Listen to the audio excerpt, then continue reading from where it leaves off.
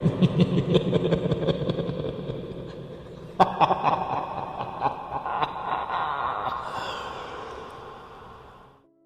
writing the story to you not as the person who had the encounter, but as only the one willing to tell it. My sophomore year in Bruisley High School was not exactly an interesting one. Well, that is, until we met a certain sergeant. I really don't remember his name, but I will call him Officer P. Earlier in the year, he came to our school to lecture us about drinking and driving. One thing he told us was, and I quote, "Within the next year, one person in this room will die." The next year, he died of cancer. That was a shock in itself. School let out for the summer months later, and the janitors were cleaning out the horrific lockers. One of the janitors, we call her Miss Betty, was in the girls' locker room when she heard a loud voice coming from the gym. I suppose she thought that maybe it was others from the janitorial staff goofing off because it was booming over the loudspeakers in the gym. But when she opened the door to the gym, the voice stopped and no one was there. She walked to where the bleachers started and looked all around the gym floor, but there was nothing. Then, suddenly, coming through the loudspeakers again, a loud booming voice rung out. "Within the next year." Miss Betty screamed, covered her ears, and ran out of the door. When school started again, the story got all around, although nothing ever happened again. I suppose Officer P just wanted to give a reminder of his warning. When I was 14 years old, I was a Boy Scout and attended Philmont Scout Ranch in New Mexico. It was 2 weeks of high wilderness backpacking through mountains, deserts, and forests. Along the way, we came across various historic areas from the Old West, i.e., an abandoned gold mine, deserted ghost town, and an outlaw hideout. One of the famous outlaws that had his hideout on the 3,500-acre ranch was named Blackjack Cutchum, and one of the highlights of the trip was locating Blackjack's mountain hideaway, where he was eventually captured by federal marshals. When we arrived at the hideout, it was somewhat of a letdown. It was more of a rock overhanging with some initials carved on the stone face, but we felt that it would be fun to spend the night there. Unfortunately, our adult leader told us that we had to camp at a nearby designated camp. Disappointed, several of us set up our tents several hundred feet away from the leader's tent with the hope of stealing away later that night with our sleeping bags so we could actually sleep in old Blackjack's hideout. Around 11 p.m., the rest of the camp was fast asleep, so John, Mike, Marty, Andy, and myself quietly stole into the night and onto Blackjack's place. We set up camp under the rock overhang and quickly built a fire. We talked about the trip so far, but soon, fatigue set in as we had covered about 20 miles that day. The fire had burned down to bright red coals, enough to fill the rock overhang with the kind of light that you'd see from an exit sign in a movie theater. Content, I drifted off thinking of Blackjack when I heard something in the bushes. I looked up suddenly, only to find myself paralyzed. It was as though something was holding me down. I tried to call out to the others, but they were fast asleep and my throat was all knotted up. Then, I saw a man in black, dressed like a cowboy, come running out of the bushes towards the hideout. He wasn't like something you expect to see in a movie. He was filthy dirty, more of like what a homeless man looks like, but his clothes were definitely from the period of the late 1800s. He was all red in the face, and I remember, he had a black ratty cowboy hat, terrible yellow teeth, lots of facial hair glistening with sweat, and held a revolver. I definitely saw the gun. He seemed solid, but parts of him seemed translucent. I had to actually work to stay focused on him, like he was moving away from me and towards me at the same time. I still couldn't move, but it was obvious that he was not aware of me or my campmates. I was frightened by the man, but I was more frightened of the paralysis and inability to speak. I then heard, accompanied by a strange fog that emanated from the tree line across a tiny stream, horses, men yelling unintelligently, and then muffled gunfire. The man in front of me fired his revolver 6 times at the trees, ran back, and stood right over me, still unaware of my presence. He was wounded in the shoulder and discharged 6 shell casings from his revolver right on top of me. They all disappeared into nothingness as they fell into my sleeping bag. After reloading, he fired a few more times and then suddenly saw me. That's when I became terrified. I felt as though my heart was in my throat. I tried to scream, but I couldn't breathe. He looked confused and confounded because to him, I think I must have suddenly appeared before his eyes. That was kind of the expression he had on his face. Out of reflex, he aimed right at my head. That is when I really thought I was going to die. It was more than real. I had a surge of adrenaline and thought I was going to explode because of the combination of blood pounding in my body and paralysis holding it all back. Then, in an instant, he uncocked his pistol, looked at me real close. I could smell his bad breath reeking of tobacco, and he said, "You're not supposed to be here." And then he just disappeared, just like smoke into clean air. But the smoke didn't float away. It just faded into itself. Hard to explain. By then, the sounds and mist had all disappeared completely. All of a sudden, I could move, and I jumped out of the sleeping bag covered in sweat. I looked around and ran down to the stream where the man and sounds had come from. It took me about 30 seconds to regain my senses, and began to feel my vocal cords loosening. I splashed some water from the stream on my face, and tried to make sure that I was awake. I stuck my head under the water to remain calm. I pulled my head out, and all was quiet. I couldn't even hear the crickets or night owls. That was real strange. There were always noises at night there. Gradually, the normal night sounds returned, and after a few minutes, I caught my breath and my heart rate returned to almost normal. I wasn't sure what to do. I wanted to wake up my friends, but they were all asleep, and I knew they would have killed me if I would have awakened them with my story. After all, I couldn't really tell if it was a dream or if it was real. I figured it had to be a nightmare, right? After all, I'm a rational guy. It had to be. I took a big drink from the cold, clean stream and made my way back to my bag, and eventually shrugged it off to an overactive imagination and the bad freeze-dried trail meal we had earlier in the evening. After about an hour, I finally fell into a deep sleep. Very early the next morning, Andy and the others had to shake me repeatedly to wake me up. We had to clear camp quickly and make it back to our tents in the designated camp before our adult leader found out about our previous night's excursion. As we broke camp and put out the fire, I told my friends about my dream. As I expected, they thought it was amusing. Then, as I rolled up my sleeping bag, I noticed a few shiny objects in the dirt. Looking through the dust under my bed from the night before, I found 6 shell casings. When we returned to base camp, we traveled into Cimarron to go to an old saloon that is now a museum. They had a photograph of the real Black Jack Ketchum. You guessed it, it was him, a dead ringer. I never told anyone. My friends thought I set it all up and brushed me off, but I kept the casings and checked with a friend's father who was a gun expert when I came back from the trip, and all the casings were dated from around 1878, but they were in almost brand new condition. You could still smell gunpowder in them. My friend's father even told me that the gunpowder mixture was one that was used in the last century, but not today. I kept those casings for years, but unfortunately, after I moved from home, my mother threw them out, along with some great valuable comic books and baseball cards. I live in a pretty old house, and really weird things happen all the time. I know that it's haunted because of certain specific things that happen. My parents moved into the house 5 years before I was born, when my sister was 5. During the first 3 weeks after they moved in, they noticed real clear signs that they weren't welcome in the house.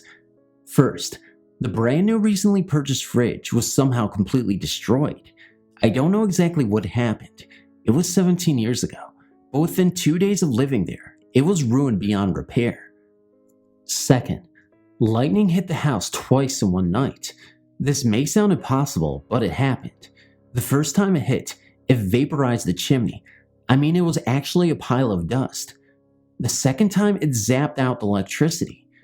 The second day, my sister stepped on a barbecue skewer and it went right through her foot. Since my parents are very superstitious, they performed a ritual to clear the house of evil. But my mother, who, you don't have to believe me if you don't want to, is psychic, could still feel that there were still spirits in the house and they wanted no one to live there. So they did some other ritual and told the spirits that they had better smarten up or they, my parents, would never leave the house. Hence, we've been living here for 17 years. The ghosts stopped doing the things that would harm people, but they didn't stop everything. When I was little, I could see them. Every night, they would come and stand around my bed and terrify me. One of the ghosts was a woman wearing an old-fashioned red dress, another, an old man with gold-rimmed glasses and a pipe, and then there was a monster reptile-type creature that I still sometimes see today. When I got older, I stopped seeing the woman and the man ghost, but I still see that creature all the time, and it still scares me. I think the last really bad thing they did was when I was about 6. I couldn't sleep, and I was just looking at the ceiling when I hear them start to walk around downstairs. This didn't surprise me because I could always hear them down there, but then I heard the woman laughing. This was new to me, and then I hear them coming upstairs, also new. When they reached the top of the stairs, they went to the bathroom, and I heard a loud thump against the bathtub. Then, they went back down the stairs. I didn't really know what to think of it, but then, I heard the cauldron drawer open and slam shut, followed by a loud and horrible noise. When my parents heard the noise, they ran downstairs to see what happened. The first thing they found was a jug of Drano at the bottom of the stairs. We had an ongoing pipe clog problem, and in the kitchen, all the dishes had been smashed to bits, literally, and every fork, knife, and spoon had been bent in half. We guessed that they were trying to tell us that they didn't really want us there. But since nothing really major happened for a long time after that, they were willing to live with the fact that we weren't leaving. At my 12th birthday party, I had about 11 people stay for the night. I left the room for a minute to get a bottle of pop, and when I came back, they were all mad at me. When I asked why, they said that they heard a man's voice saying that they didn't want any of my immature and dense friends staying here. They heard him say that they should get out, and they also heard a woman's voice agreeing with him. They all just assumed that it was me and my dad. Later, after I explained that it wasn't me, we were all sleeping in our sleeping bags, talking about how cool it would be if we all lived together, seeing as we were all good friends, and then someone said that they should move into my house. All of a sudden, all the lights went out. I thought that it was another electrical surge, but it wasn't. All the light switches were flipped down. When we turned on the lights, we saw that all the sleeping bags had been rolled up and put into a pile, and all their stuff had been put into their suitcases. But none of their stuff was in any of the right suitcases, of course, but it was packed up nonetheless. I didn't know what to tell them.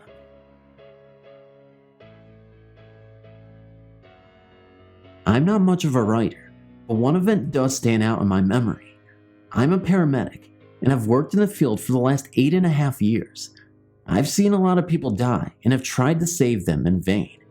Plenty of times, we have arrived too late to help someone. People generally wait too long to call the EMS.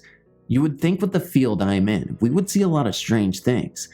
I am a believer in ghosts, however. This is the closest thing to proof I have ever seen. It was approximately 3 a.m. when the call came in. For some odd reason, both units' pagers activated at the same time. Everyone was up and confused as to why 2 ambulances and the supervisor all received pages for a cardiac call. Then, from inside the lobby of the ambulance base, one of the medics turned and looked out the window. It was very foggy outside and difficult to see. Then she said, "Oh my God, what is that?" We all looked, and it seemed to be a person floating in the air. The apparition, for nothing else to call it, seemed to motion for us to come. We rapidly moved to the door and opened it, and it was gone. It was up to the supervisor to determine which unit was to respond, and he decided that it would be the other unit, not mine. I listened to the call and learned that the patient did en route to the hospital. The paramedic who originally saw the apparition gave a valiant effort to help the patient, but was unsuccessful. Later on, we talked about the call. When I mentioned the apparition and that the patient that she was called to immediately afterward had died, we were left wondering if it was a call from the person or if it quite possibly could have been from their guardian angel. We attempted several times to recreate, with lights, the appearance of an image of a floating person. We determined that for us to see the apparition, it had to be floating around 10 to 12 feet off the ground. We never succeeded in recreating anything near to the appearance of what we witnessed. This incident was witnessed by 5 persons in the lobby of the ambulance base. Make your own determination.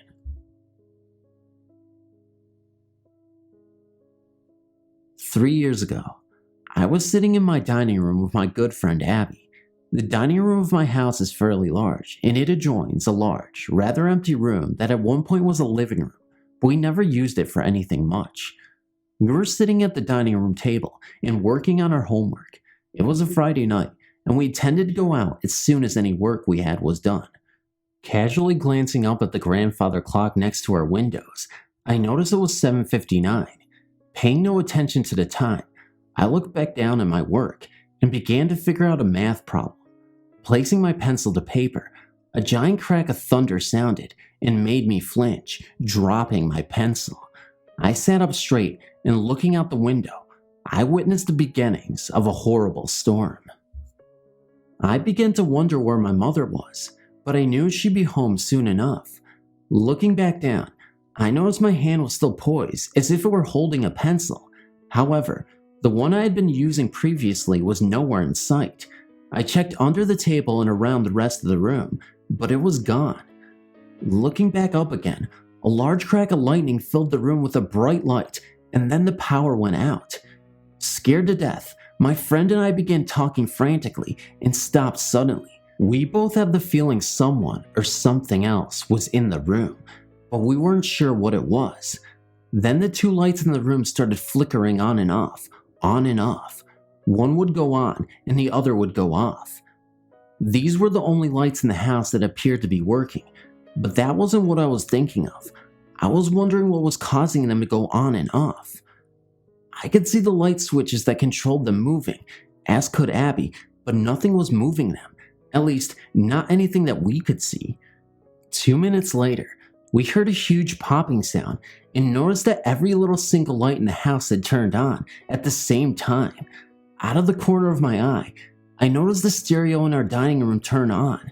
About 3 seconds later, an incredibly loud burst of sound filled the room, and then it was silent. Then there was another loud burst and more silence. Abby looked over and in a very hushed voice informed me that the volume control on the stereo was spinning in circles, and that the stereo was unplugged. We were both on the verge of tears when my mother walked into the house. As she checked the mail in the front of the house, we heard her gasp, and then she walked over to see how we were.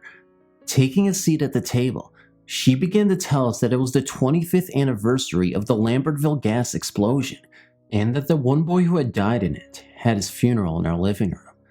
That was the explanation we needed. My mom and my great aunt Annie were always very close.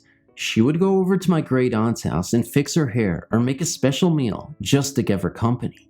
When my great aunt's husband died, she took it very badly, so every other day my mom would go over to her house to comfort her, and her visits became more frequent. One day, my mom went to my great aunt's house and was told that Annie would have to move to a retirement home as she was getting sick and was going to need 24-hour care that none of her sons could give.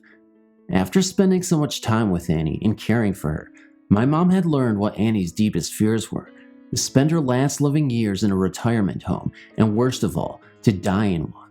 Now, considering Annie's condition, it seemed like the woman's worst fears were going to come true.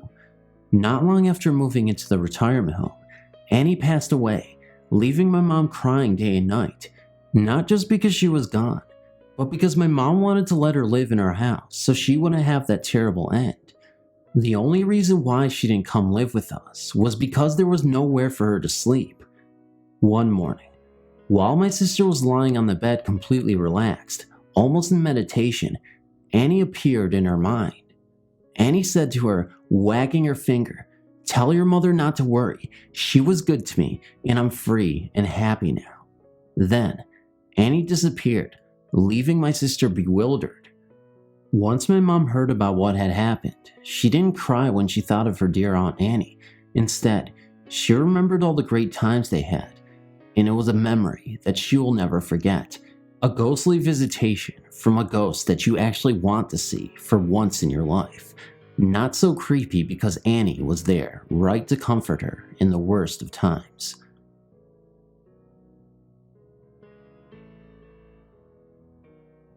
This is the outro song. Don't mind the death tone in my voice, whatever the hell that means.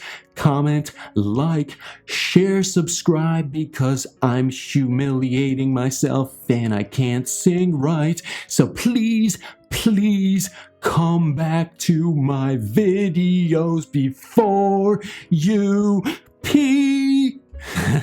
There you go, guys. I sing opera. Well, that's not really opera, but it's a song. So hope you enjoyed that little tune. And seriously, guys, if you like this video, go ahead and comment, like, and subscribe. Hope you had a great Friday. You're going to see this on Friday, but I recorded this on Friday. Yep, I spent all day recording this because that's what I do. I like doing that kind of stuff because it makes me feel productive. No, but seriously, guys, all the support you've given me means a lot to me. I don't care how many subs we have exactly. Honestly, I prefer about 10,000, but you know what I mean. No, I'm just kidding. I honestly wouldn't deny subscribers. Obviously, I want subscribers. That's why I'm doing this, because I want an audience. But I really feel like our audience in particular is very close-knit, and I love the positivity within the comment section, and I just want to thank you guys for actually being a participant in my channel. You know, usually there's not anything bad in my channel, you know, in terms of comments, so I really appreciate the comments that you guys leave. They're always insightful, and I love responding to them. And I guess that's one of the goals of having like a small channel, is you want healthy discussion and like actual real conversations, not, oh, you know, check out my channel, I'm subscribing to Jimbo Jim, so you should too. Like that kind of stuff. That's spammy stuff. So, you know, guys, just gonna cut it out here, but love you guys, and good night, good morning, and I'll see you in the next video, as I said.